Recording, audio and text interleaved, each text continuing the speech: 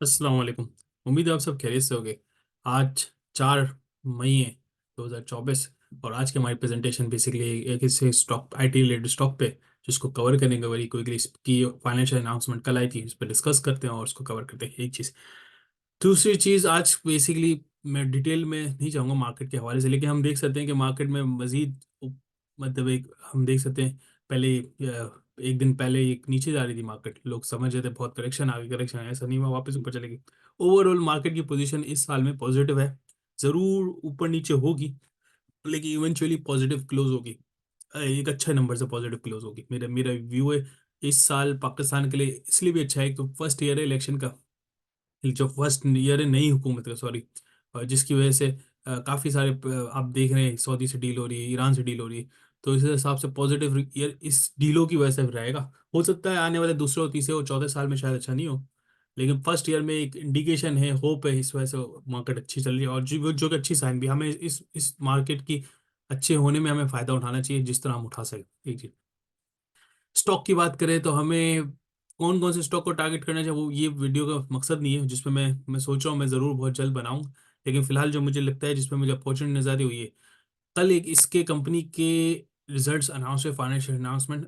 इस कंपनी के हवाले से मेरी बहुत टाइम से यही रहा है कि very good for long term. इसने बोनस दिया था और रिजल्ट अनाउंस हुआ, फिर एक अच्छा खासा टिप आ गया। जब रिजल्ट अनाउंस हुए, अच्छा खासा डिप आ गया। अब लोगों की क्या व्यू, रिजल्ट क्या है देखें, हम देखते हैं रिजल्ट इसने क्या अनाउंस किया कि इतना ऐसे लोग ऐसे हो गए।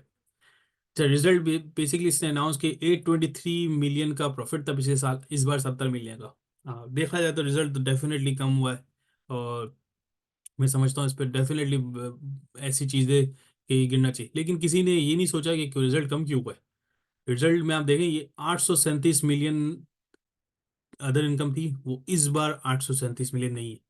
ये है क्या चीज़ अदर इनकम? अगर मैं अदर इनकम पे जाऊँ, पिछले साल के अकाउंट्स खोलूँ, जो पिछले साल का 837 है ना, इसका मैं ब्रेकडाउन खोलूँ और देखूँ, 837 में एक्सचेंज गेन है।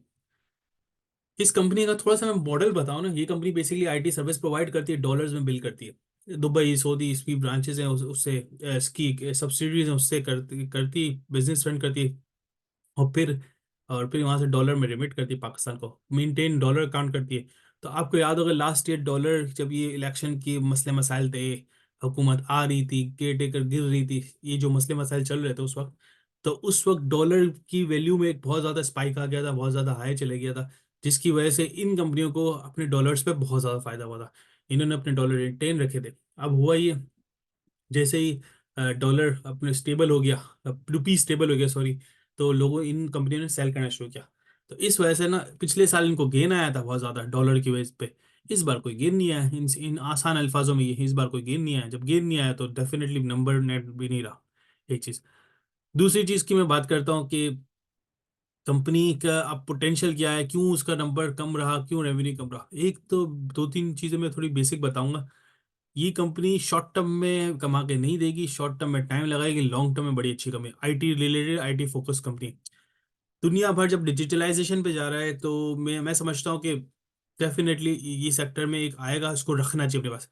ये मेरी लास्ट वीडियो का मेरा थोड़ा क्रक्स था, जिसमें मैंने देखा था कि आईटी सेक्टर का क्रूशियल सेक्टर होता है।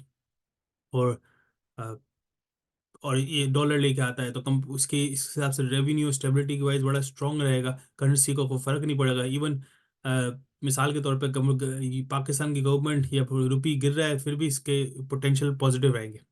इस बार ना पॉजिटिव रहे ना नेगेटिव रहे लास्ट फर्स्ट क्वार्टर में, क्योंकि कुछ करेंसी में फ्लक्चुएशन ही नहीं हुई ना। अब पूरी दुनिया का जब डिजिटल फोकस है डेफिनेटली, तो ये कंपनी ग्रो करेगी। और रिसेंटली 28 दिसंबर को इसको एक मटेरियल इन्फॉर्मेशन से सबमिट की स्टॉक एक्सचेंज में, जिसमें बताया गया कि इसकी जो सऊदी अरब वाली सब्सिडरी है उसने $3.5 मिलियन का कॉन्ट्रैक्ट मिल गया। $3.5 मिलियन से मुराद ये नहीं है कि आज ही 3.5 मिलियन मिल जाएंगे, कॉन्ट्रैक्ट मिला है। तो सर्विस देगी तो फिर कॉन्ट्रैक्ट में रेवेन्यू आएगा इनके पास। तो इस हिसाब से तो ये चूंकि मेजर अनाउंसमेंट है। लेकिन जो ये FX फॉरेन एक्सचेंज लॉस की वजह से जो इनको झटका लगा ना, तो इस वजह से इसकी वैल्यू टिप मार गई।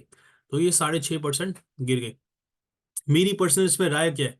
मेरी पर्सनल राय, मैं इसको एक बाइंग अपॉर्चुनिटी देखता हूँ। Buying opportunity not for long term, but मैं समझता हूँ कि शॉर्ट टर्म में भी ये बाइंग अपॉर्चुनिटी, लॉन्ग टर्म में तो डेफिनेटली है ही है। ये 60-70 से ऊपर का शेयर है। लेकिन ये शॉर्ट टर्म में भी मुझे लगता है कि अभी सरसरी जो गिरावट आई है, ये मजीद अगर आती है तो आई थिंक उसको आपको इन कैश करना चाहिए। आई थिंक उस पर आपको कैपिटलाइज करना चाहिए, बाय करना चाहिए, थोड़े थोड़े अमाउंट बाय करनी चाहिए। इजी वे है ये, ऐसी चीजें मतलब आपको आसानी से आपको 4-5%, 6% इजीली कुछ ही दिनों में दे जाएगी। मेरा ऐसा व्यू है इस कंपनी के हवाले से। अरे बाकी बाकी ये कंपनी, जैसे मैंने कॉन्ट्रैक्ट का बताया, 3.5 मिलियन का उसको कॉन्ट्रैक्ट मिला था। बहुत अच्छी न्यूज़ है, बहुत ये मतलब ऐसी न्यूज़ है जिसमें मुझे लगता है कि ये कंपनी के थोड़ा सा अच्छा खासा एक रिवैम्प लेके आ जाएगी इसके इसके कैश फ्लोस में। बाकी इसके अलावा कोई इसकी अपडेट नहीं है, कोई इन्फॉर्मेशन नहीं है, कोई न्यूज़ नहीं है। I think good time to get in.